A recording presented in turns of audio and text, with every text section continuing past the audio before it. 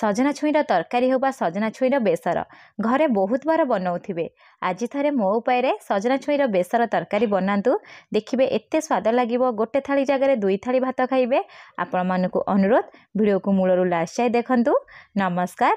प्रतिदिन रोषेई को आपण मानकु अनेक अनेक स्वागत। आपण मानकु अनुरोध रहिला जदि चैनल नुआ अछंती किंबा चैनल को एपर्यंत सब्सक्राइब करनांती प्लीज गोटे सब्सक्राइब करनेबे। वीडियो रे किछि पार्ट पसंद आसीबो प्लीज गोटे लाइक करिवे।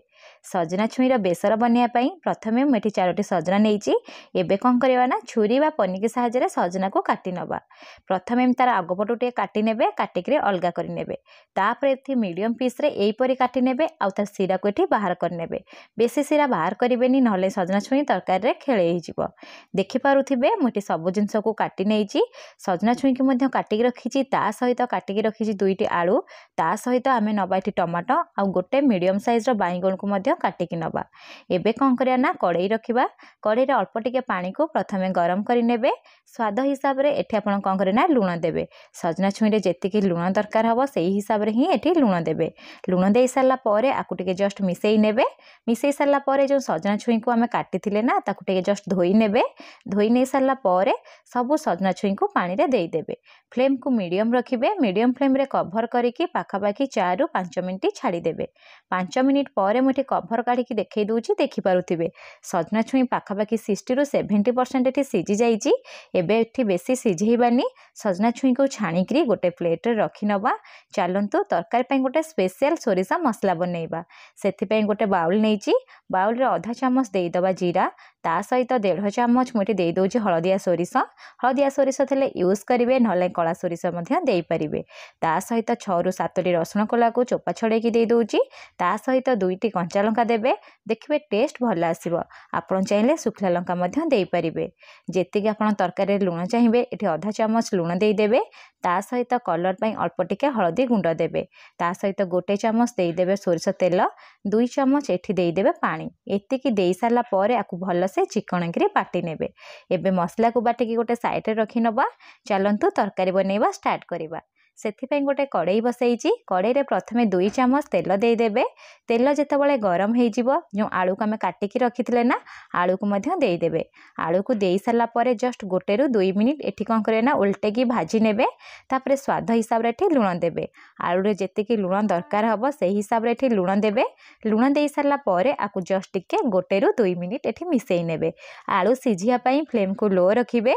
लो फ्लेम रे कवर करिकी 4 रु 5 मिनिट एठी छाड़ी देबे। 5 मिनिट पर एठी मु कवर काढी की देखै दउची। देखि पारुथिबे आलू टिके सिझी गलानी। एबे आमे कोन करिया ना आलू को 1 रु 2 मिनिट प्रथमे भाजी नबा। आलू मध्य 50 रु 60% एठी सिझी जाईची। एबे आमे कोन करिया ना सजना छुई को जो पानी रे बॉयल करी रखिथिले सजना छुई एठी देई दबा। सजना छुई देई सारला परे आलू और सजना छुई को फ्लेम को एठी मीडियम रखिबा। मीडियम फ्लेम रे टिके जस्ट भाजे की एमती खेले की छाड़ी देबे। तापरे 2 रु 3 मिनिट एई परी छाड़ीबे। 2 रु 3 मिनिट हेई गला परे मठी कोन करे ना आउ थरे टिके उल्टेइकरी एई परी भाजी नेबे। देखि पारुथिबे आलू रो कलर चेंज हे जाईची। ता सहित सजना छुई मध्य ब्राउन कलर टाइप रे टिके आसिलानी। एठी हमको बेसी भाजीबानी। सब को काढी की गोटे प्लेट रे रखि नबा। सेई कड़ाई रे एबे हम कोन करे ना 2 रु 3 चामच देई दबा तेल। एबे बेसर बनेइबा स्टार्ट करिबा। तेल को प्रथमे गरम हो पई देबे। तेल तले गरम हेई जिवो अल्प टिके देई देबे जीरा। ता सहित देई देबे 2टी सुखिला लंका। लंका जीरा को जस्ट टिके भाजी नेबे। भाजी नै सारला परे गोटे मीडियम साइज रो पियाज को मेठी फाइनली चॉप करी नेइथिली। पियाज को देई दउची। पियाज को देई सारला परे फ्लेम को एठी लो टू मीडियम रखिबा।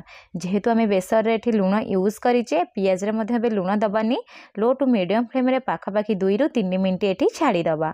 2 रु 3 मिनिट हेई गला परे पियाज को एठी हमें कोन करे ना लाइट ब्राउन कलर हबा जाए भाजी नबा। देखि पारुथिबे पियाज रो कलर पूरा पूरी चेंज हेई गलानी। एठी हमें कोन करे ना आ बेसी पियाज को भाजी पानी नले पियाज पोड़ी जिवो। गोटे मीडियम साइज रो टमाटो को काटी की रखिथिली। टमाटो को एठी देई देबी। पियाज और टमाटो को पाखापाखि 1 रु 2 मिनिट मीडियम फ्लेम रे भाजी नेबी। एठी आपण चाहिए टमाटर पेस्ट दे पारिबे नले टमाटर पर मध्य यूज करि पारिबे। थरे एई परि बनांतु टेस्ट भल आसीबो। भाजी सारला परे फ्लेम को लो टू मीडियम रखिबे। लो टू मीडियम फ्लेम रे टमाटर सिझिया पई 2 रु 3 मिनिट छाड़ी देबे। 2 रु 3 मिनिट परे देखि पारुथिबे टमाटर मध्य सिझी जाईची। टमाटर को बेसी भाजीबानी जो सोरिष मसला बनै की रखिथिले ना सोरिष मसला एठी देई दबा। सोरिष मसला देई सारला परे 1 रु 2 मिनिट एठी हमें कोन करिया ना कसी नबा। मने रखिथिबे सोरिष मसला को बेसी कसिबेनी। जदि सोरिष मसला को एठी बेसी कसिबे ना पिता लागिबो खाइया पई। तापरे 1 रु 2 मिनिट छाड़ी देबे। अल्प टिके जस्ट पानी देई देबे। पानी देकी आकु टिके जस्ट मिसेई नेबे। एबे सबु जिंस सिझिया पई हमें कोन करिया ना फ्लेम को लो टू मीडियम रखिबा। लो टू मीडियम फ्लेम रे कवर कर नबा। कवर करके पाखापाखि 2 रु 3 मिनिट छाड़ी दबा। 2 रु 3 मिनिट हो गला पर मुझे आपन को कवर काढ़ी देखौची देखि पारुथिबे मसला पूरा पूरी रेडी सरलानी। एबे आमे कोन करना आकु टिके जस्ट मिसेई नबा। मिसेई सारला पर एठी कलर टिके भल आसिया पई 1 चम्मच मुठी देई दोची काश्मीरी चिल्ली पाउडर। आपन चाहिए काश्मीरी चिल्ली पाउडर स्किप करि परिबे जदि घरे बनाउथिबे।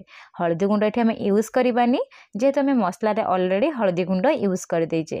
तो काश्मीरी चिल्ली पाउडर दे सारला पर आकु 1 रु 2 मिनिट टिके मिसेई नबा। मिसेई सारला पर भाजी की रखिथिबा सजना छुई और आलू को देई दबा। सजना छुई आलू दे सारला पर सबु जिंस को 1 रु 2 मिनिट मसला सहित भल से टिके कसी नबा। देखि पारुथिबे मसलार कलर पूरा परफेक्ट आसीची। आ सोरिष मसला को एटी बेसी समय कसिबेनी नहले तरकारी खाया पई पिता लागिबो। जेतिके आपण ग्रेवी चाहुथिबे पानी से हिसाब रे देई देबे। मठी पाखापाखि 2 कप पानी देई देबी। पानी दे सारला पर फ्लेम को एठी मीडियम टू हाई कर देबी। मीडियम टू हाई फ्लेम रे जस्ट टिके एमती मिसेई नबा। मिसेई सारला पर कवर करके तरकारी फुटिया पई पाखापाखि 2 रु 3 मिनिट छाड़िबे। प्रथमे छाड़िबे तापर आहुरी 3 रु 4 मिनिट पर छाड़िबे। 2 रु 3 मिनिट हो गला पर एठी मु कवर काढी नउची। कवर काढी सारला पर आपण एठी कोन करबे ना जस्ट टिके ऊपर तळ करी मिसेई नेबे। आमे जो बाईगण को काटिकी रखिथिले ना बाईगण एई टाइम रे ही देबे। जदि आपण बाईगण आग देई देबे ताले बाईगण कइंथा हे जिवो। जेतळे तरकारी फुटुथिबो सेई टाइम रे आपण कोन करिवे ना बाईगण देबे। तापर बाईगण पूरा परफेक्ट सिझी की रेडी हबो। बाईगण दे सारला पर आकुटे जस्ट ऊपर तळ करी मिसेई नेबी। आहुरी 3 रु 4 मिनिट कोन करबी ना कवर करके छाड़ी देबी। देखि पारुथिबे तरकारी हमर बहुत भल से फुटी गलानी। आ खटा खटा टिके लागिया पई मठी कोन करछि ना गोटे मीडियम साइज रो टमाटो को बड़ बड़ पीस रे काटिकी दउची। आपण चाहिए एठी कोन करबे ना आंबुल खंडे मध्य यूज करि परिबे। टमाटो देई सारला पर आको हमें कोन करे ना आउ थरे टिके मिसेई नबा। आ टमाटो को एठी हमें कोन करे ना बेसी सिझिया पई दबानी। जस्ट फ्लेम को मीडियम टू हाई रखिकी कोन करे ना कवर करिकी 2 मिनिट ही छाड़िबे बेसी छाड़िबेनी।